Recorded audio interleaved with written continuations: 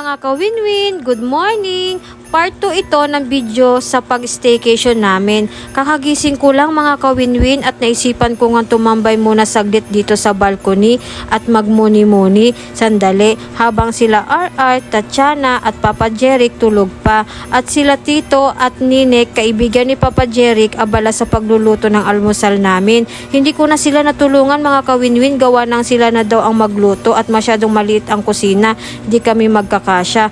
2 hours lang ako nakatulog mga ka-win-win dahil siguro namamahay ata ako.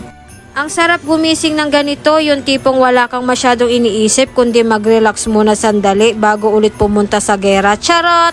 Naisipan ko na nga pumasok sa loob mga ka-win-win. Busy nga sila Tito Elfrey at Ninik magluto at last niluluto nga nila dito ang spaghetti. Maaga din talaga sila nagluto para makakain agad kami at para makapag-swimming pa ulit. Sa moment na to talagang susulitin namin ang ilang oras na pag-stay namin dito mga ka-win-win.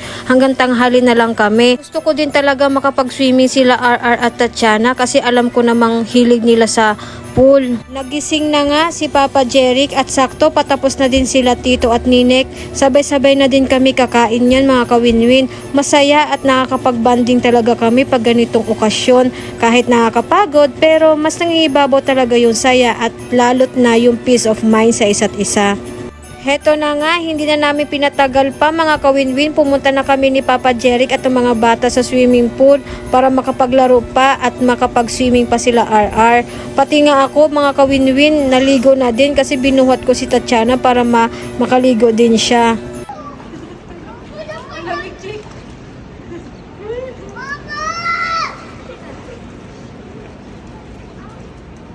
Go na, like.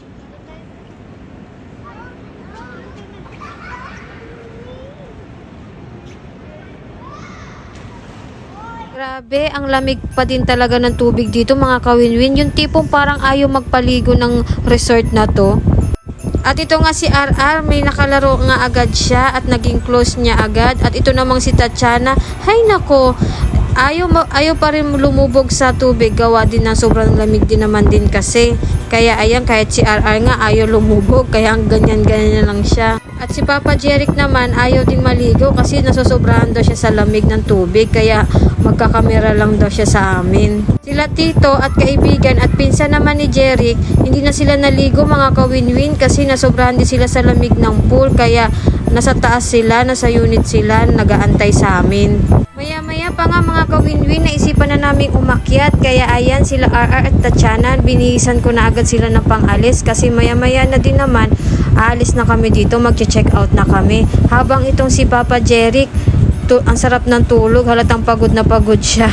Pang inaantay nga namin yung oras mga ka-win-win, naisipan kong maglinis muna dito sa unit para naman pag alis namin, hindi nakakahiya dun sa may-ari ng unit. Kaya naglinis muna talaga ako dito, nag-general cleaning ako at inayos na rin namin yung gamit namin. At mga ka-win-win, hanggang dito na lang ang aking vlog. Salamat sa panonood. Bye!